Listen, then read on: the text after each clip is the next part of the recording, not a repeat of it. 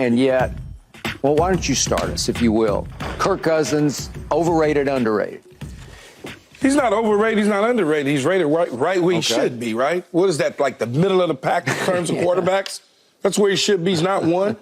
He's not 10. He's like in that 14, 15 range. Okay, but at this moment, he's 1 because he's available. Yeah, he's available. He's 1, but is that availability good enough for you if you're courting a free agent quarterback? Or are there guys out there that you could poach and say, you know what, I'd rather trade for this asset, this guy. Now, look, Kirk Cousins, he's serviceable.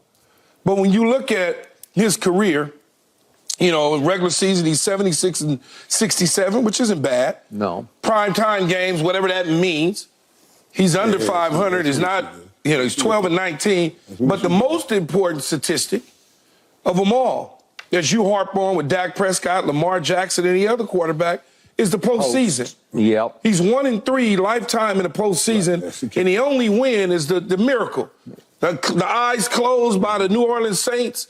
And, you know, that's the only. Stephon Diggs. That's the only one. Right. And so when you look at that, you say to yourself, free agent-wise, he's the top quarterback in the free agent market. That's until Russell Wilson hits it. Okay, and then when Russell Wilson hits it, he becomes the top guy. Are we sure Russell's going to hit it? Oh, my God, yes. You think Russ will get surpassed Kirk Cousins? Yeah. I don't know. Yeah. Right now. Russell Wilson had a good year this year. Just, you know how it is, man. When coaches get something in them about you, I'm with you on that. You can never change their mind. And that's Sean, and I know Sean very well. Yes, you do. He wasn't going to change his mind who Russell Wilson was, period. So he's gone. They're going to pay him his $39 million and let him walk out the door. But outside the quarterbacks, you got players like T. Higgins and Maybe Mike unless Evans. they franchise tag him. But assuming they don't. Right. You know, you got Mike Evans and T. Higgins and even Torrance Smith for my money, okay? Even him for my money, even though he's old and banged up. Before I would say Kirk Cousins is the number 1 free agent available. No. The number 1 free agent available? No, the big left tackle, you need them. No, you need him, Michael. Yeah, you do. But Calvin Ridley, but if you ain't got no quarterback, you ain't got no quarterback. Having a big left tackle. But if you got a quarterback like Kirk Cousins, do you have a quarterback? Yeah. Or do you have a guy wearing a jersey with a number that does some things nice at times? You're funny, man. Y'all are funny, man. Y'all stop this, man. I think. But you saying that because you picked him to win the MVP 2 years ago. Yes, I know you. Yes, I did. And I know what you're trying to do. But it's funny. Cover your rear end. No. I may explain a little bit, but I won't cover it because it's funny because I'm with you, Key. I don't say that he's overrated or underrated. I say he's right where he needs to be. Now, what I do say this. The way he came in the game and the way he started, I think we've held this against him. I think we've held it against him because of what happened in Washington. So we've held it against Kirk Cousins. We saw him kind of like, is he beating the system? Is he beating the system and making all this money? Kirk Cousins made 231 millies. 231 millies. And everybody sitting saying, man, Kirk ain't worth that. That's what they were saying. Kirk ain't worth that. You're worth whatever you can get. Man, did great business. You know, he bet on himself and he made it work. He did. And people took something from Kirk for that because he was making more money than they thought his ability allowed or his ability displayed said he should make. That's just good business. You can't get mad at him for that.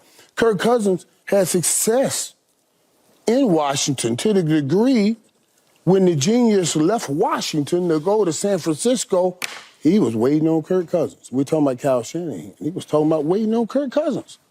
So y'all want to sit here and say Kirk Cousins can't play, but we give a lot of love to Kyle Shanahan for being a great offensive coordinator, and he was at one time, we all do, I certainly do, most of the league does, and the numbers that he's put up says that he's been great. Key. So don't be looking at me funny and pointing your finger at me like I'm saying something that was crazy, because I'm not saying something crazy. I'm saying what's real.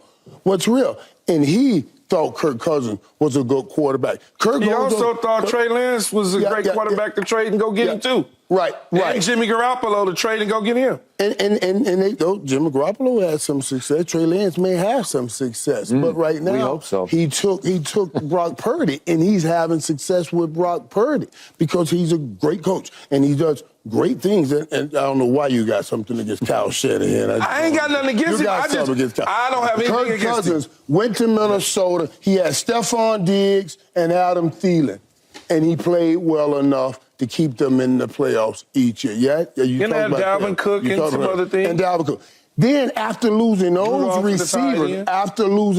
receivers, he turned his attention to Justin Jefferson and KJ Osborne, and he's still in the same. So he didn't have the same receivers for 5 or 10 years, and he's changing receivers and still playing well. Kirk Cousins is a good quarterback in this league, and when he hits the free agent market, it's going to be a lot of money thrown at him. Skip, no one said a lot of money thrown at him. No one said, Michael, he wasn't a good quarterback. Said overrated, underrated. But he's rated where he needs to be.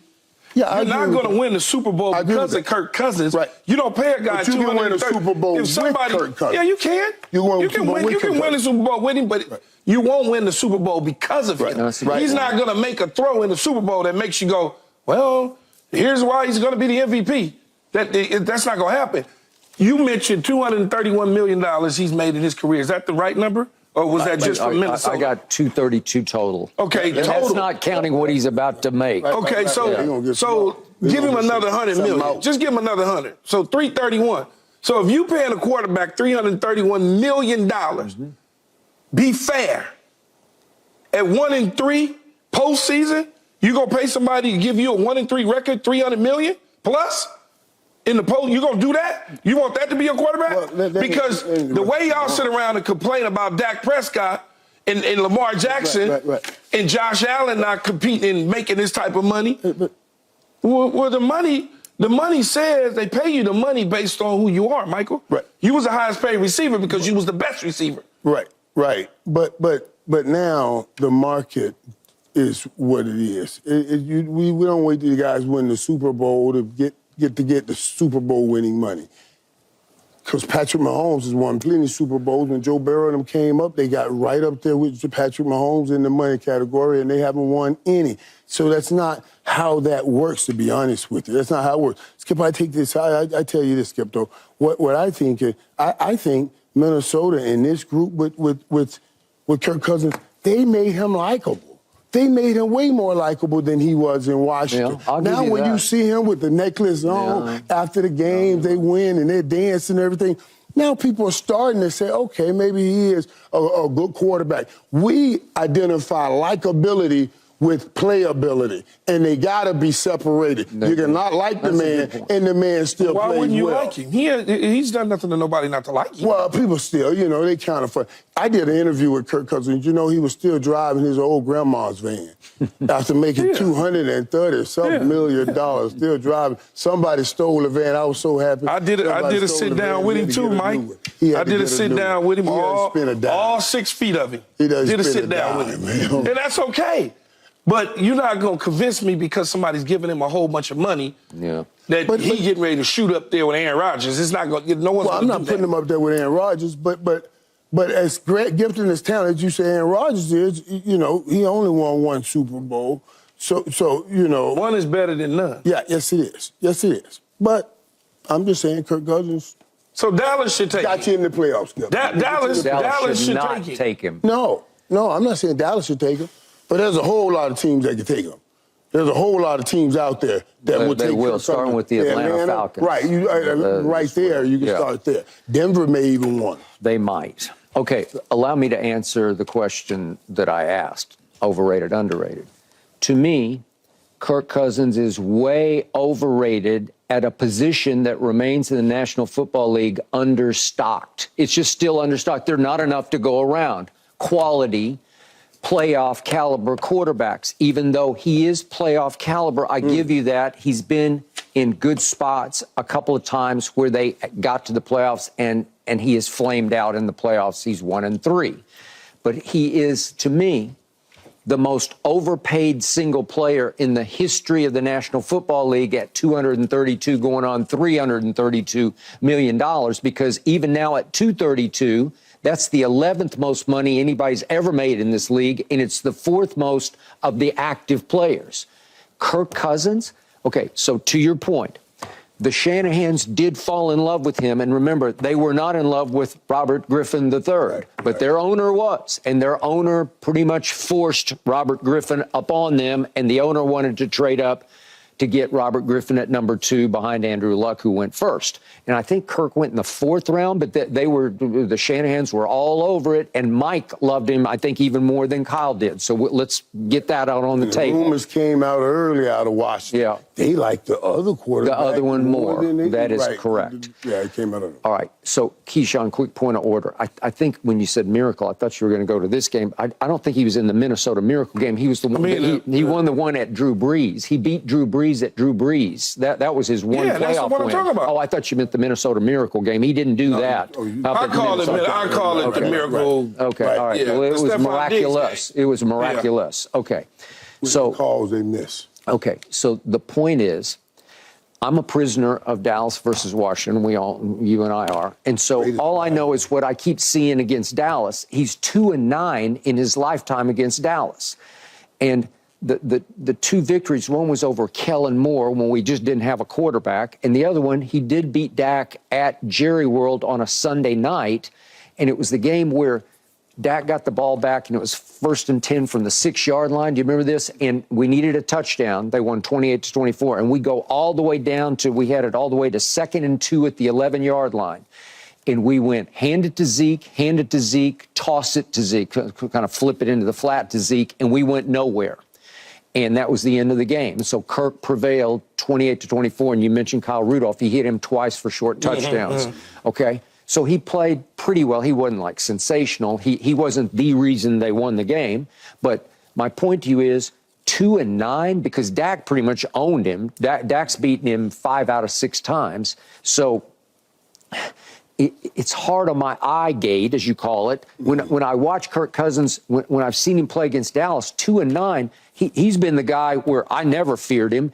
And remember Dak's rookie year, he and Zeke went to Washington, won the game because Kirk Cousins just right on cue, when it looked like they had us, he threw one into the end zone. Remember, he went to Barry Church. He threw it right to Barry Church in the end zone when they could have put the game away. And Dak and Zeke took it as rookies and went the other way and scored a touchdown. And we pulled it out at Washington and took off and went to 13-3 that year. My point is, I never see enough of him. I don't. He can do little big things during the regular season, but to your point, he's just a middle-of-the-pack quarterback who's a really good guy. He's a likable guy. That's okay. Winning plays. And that's okay. Middle of the pack is fine if you surround people with the right cast. You could do some stuff. I just don't think he could make the throw to win it. No. But he could make the throw to the other team to lose it. I don't think physically, there's not a throw that Kirk can't make on the football field.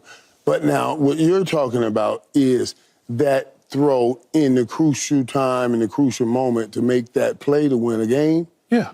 Is what you're saying. Yeah. Is that throw. And that's, and yeah. I'm not talking about a throw to Justin Jefferson with 9 people on him, and he got to turn around and jump. And somehow he catches that ball. Somehow he catches it with his eyes closed. He keeps catching that ball. I'm not talking about that. Right. Okay. I'm just talking about engineering that drive in a crucial situation where I got to score 4 to win the game, and I'm on my own 24-yard line with no timeouts. Can he get me in that position in a crucial game to where now all of a sudden it's capped off because of a touchdown? I haven't witnessed that with him. But a couple of years ago, we did see that. Because remember, they had all of those one-score games. They were winning a lot of one-score games. And then what happened? They got a home playoff game, and he lost to Daniel Jones, right? Daniel Jones. Okay. But first you have to get there. And Kirk Cousins is viable enough to get teams there. And then once you get them in the playoff, yes, Kirk hasn't had success, but You give him the right opportunities. I think he needs the right coach. We learned this offseason more than anything how hard it is to have success in the postseason. Yeah. You have to be great all the way around. You got to be How smart. many coaches has he had in his career? 4? Kurt. 4. He's had a few. Shanahan. No, I can't remember. Gruden. Jay. Yes, Jay. Jay Gruden, Shanahan, Zim, and now O'Connell. O'Connell. So he's had 4 quarterbacks in his career. 4 coaches. Yeah. Coaching. Yeah. And guess what? All right. 3 of them There you have go. been fired. So, Michael. I'm just telling you. Michael, I'm just pointing to it. Yeah, Michael. 3 of them done been fired. Let me drive this home for you. I didn't say it was only him. I just said 3 been fired. This man has produced all-pro receivers. He had Adam Thielen and Stephon Diggs. Maybe they produced him. Okay, but then they left, and he got Justin Jefferson and KJ Osborne. He's still putting up those numbers. Yeah. So you got to give him credit for that. No one's taking credit from him. I think Skip just did. When I said he had these 2 receivers, he produced. He said, no, they produced him. That's what you call it. Maybe they produced snatching credit from him. All right, let me snatch one final 2 pieces of credit here. Do you remember what our backup quarterbacks did to Kirk Cousins 3 years ago and 2 years ago? Because Andy Dalton went up there in a night game, a Sunday night game, and beat Kirk Cousins in his place up in Minnesota. And then the next year, which is 2 years ago, Cooper Rush went up there on a Sunday night, his big stage Sunday night NBC game, and beat Kirk Cousins at Minnesota. And I was like, seriously? And this is the guy who's going to get $100 million more. I don't know. He's going to get it. Well, 100 plus probably. Yeah. I know. I'm just saying, it's 100 plus. He's going to get another big back. I ain't hating on his money. They can give him whatever they want to. I'm just talking about what I'm looking for in my quarterback, and it's not that. Yeah. Just not. But we got to get Kirk Cousins. You said he can win. You just don't think he's the top of the quarterback. No, I don't. That can orchestrate In the way that it's being sold in free agency, as is he's the top free agent. He's the top free agent. I mean, he's top quarterback in the league. But top free agent. First of all, he's a quarterback, so they're going to kick him above everybody in the first place. You know good and well he ain't the top free agent. I don't care what you tell me. No. Okay, back to the NBA. Klay Thompson last night benched for the first time in his career, then unleashed. Next. No mercy, no mercy, no mercy.